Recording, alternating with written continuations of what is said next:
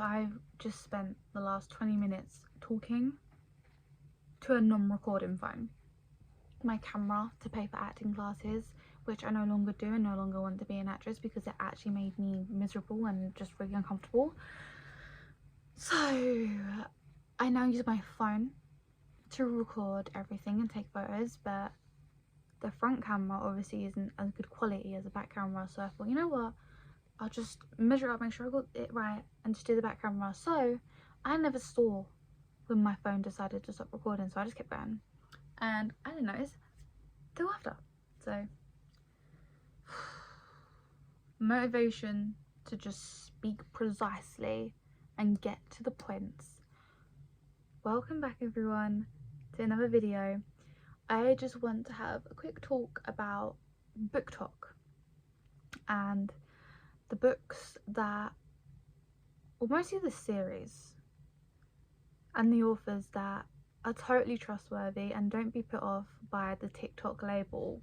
Like in a lot of bookshops and a lot of online, there's always categories for TikTok pics and stuff, and I feel like it puts a lot of people off. And even though reading is like as popular as ever, obviously not before there was like TV, but you know what I'm saying, in this day and age reading has never been bigger in my opinion, and part of that is because of TikTok.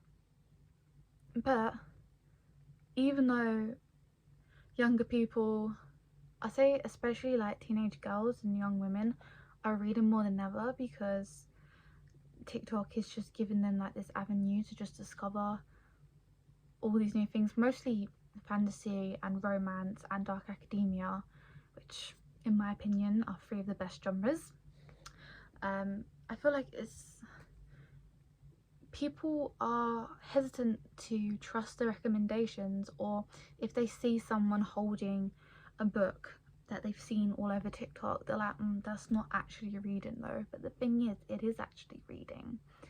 I don't know, look, I will admit, when something's very popular, I too have been hesitant to go into it because I'm like, sometimes something gets popular and people ignore the bad stuff because it's just all of a sudden trendy. And there have been a few things that have fallen through. Like, look, I loved so much about the Barbie movie, but the messaging was messy as hell. The pacing was messy as hell.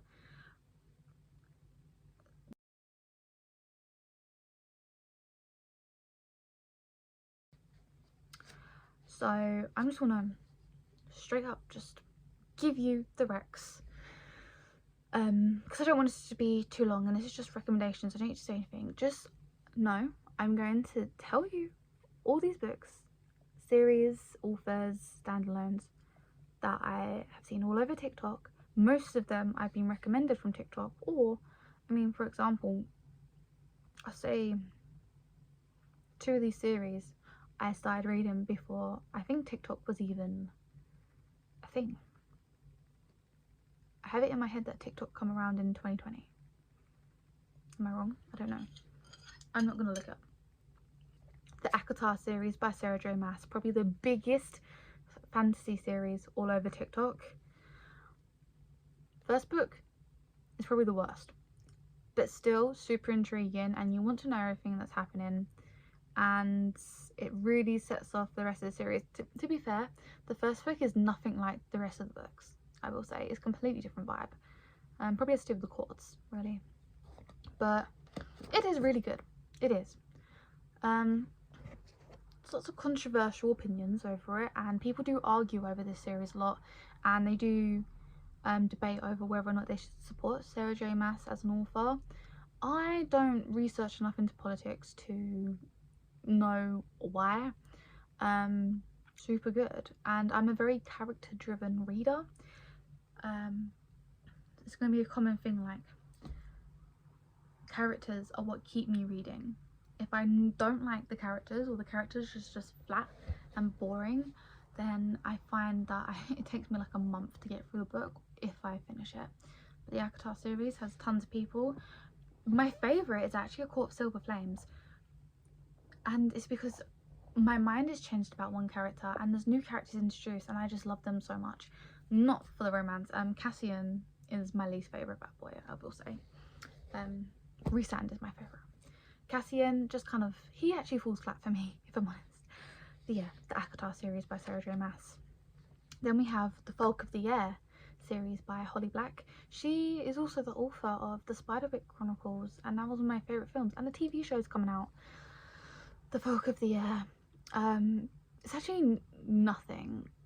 Low-key, maybe a human going into the fairy world is about the only similarity it has to the ACOTAR series, but the Folk of the Air, Holly Black really knows fae. She really knows how to write them really well because they're mischievous. They're little snakes. They're always up to tricks. They're always betraying each other. You know, nothing's ever that deep. They're kind of horrible. But it's kind of like, well, you know, that's how it is. I really love the way she writes fae. I really love her characters, and the way she paces, like the Cruel Prince trilogy, I think is like breathtaking in my opinion, because you find trilogies can sometimes feel a bit clunky or rushed in some places, too long in other places. She has an amazing pace throughout the 3 books. They line up so nice together. I actually listened to them while reading them, and I literally just went one by one, and it was just a smooth thing, just book 1, 2, 3. It was so good. And yeah, I mean, look, she wrote the Spiderwick Chronicles. You can trust her. I would trust her with anything. And then we have the Shatter Me series by Taherah Mafi. This is actually more like sci-fi dystopian. It kind of, the vibes it gives me is like the Hunger Games mixed with the 100 and a bit of X-Men. Is, you know, I'm not going to say anymore, just keep that in mind. And also some of my favourite characters ever. Super character driven, I will say. And one of my favourite love interests ever. I love him. I won't say who, because by saying that it kind of ruins stuff. And then we have the Caraval worlds. We have the Caraval trilogy, and then we have the Once Upon a Broken Heart trilogy. You don't necessarily have to read one before the other, but in Once Upon a Broken Heart, the trilogy, there are little snippets of information that will make you think back to the Caraval trilogy, mostly finale, and be like, oh my god, like, I don't know. But yeah, Caraval is, I will say the Caraval trilogy is better than the Once Upon a Broken Heart trilogy, mostly because I prefer the characters. It's, the pacing is better because of the 5 Nights of Caraval, and I feel like that just really helps with the structure. And yeah, and like the angst and the mystery and the trickery. The Once Upon a Broken Heart is way more fairy tale-esque. It's in the magnificent north, and it's very magical, very and one thing I will say about Stephanie Garber, she really knows, I love the way she writes the fairy tale world, because it gets to the grit of the fairy tale. You know, fairy tales are bloody, they're messy, they are harsh, and she really gets that. And the Caraval trilogy is more like magician kind of magic, but with a hint of actual magic, if that makes any sense. And it's more Mediterranean settings. It's more, you know, decks of cards and top hats and people wearing masks, and you don't know who's who, and you don't know who to trust. And Once Upon a Broken Heart is more like, not big quests, but more like, it's just loads of like a fairy tale book with all the characters running amok. The best way. But yeah. And then an author, because it's just easier to say an author that you should really trust, even though she's all over TikTok. She's totally worth the hype, and that's Jenkins Reid.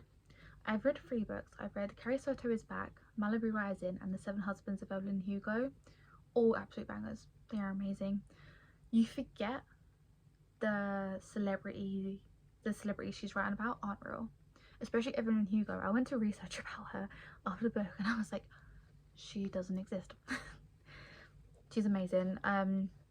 Especially where, you know, I think it's outstanding how she can just, you know, she's created this whole world, because as you read further and further along, there's like little, like, not like shout outs, but like hints to like other celebrities from other books, even whether they're big or small. And it's kind of like she's creating a whole world history for herself. I know she gets inspired by real celebrities in real life, but still I think it's just so clever. And again, very character driven reader. The characters she writes are so intriguing. And I say a category that you can really trust on TikTok is like Greek mythology. And my number one, obviously Percy Jackson is huge on there. You can trust Percy Jackson. Anything by Rick Riordan you can trust. But the Song of Achilles was huge. So huge to a point I was like, I don't know if I can trust you. But I read him. Amazing, like beautiful. So, oh, look at Lily. Like so good. And I loved it so much. It's, again, all these authors I'm talking about are just really good with pacing. You know, it's rare you find any boring bits that make you just like slow down and eventually stop reading. The Song of Achilles was amazing. The Song of Achilles was by Madeline Miller, I believe that's the right word. Yeah. Yeah, Song of Achilles, amazing. Also, Dark Academia. You can also very trust Dark Academia on BookTok. You can definitely trust Dark Academia. They hit every time.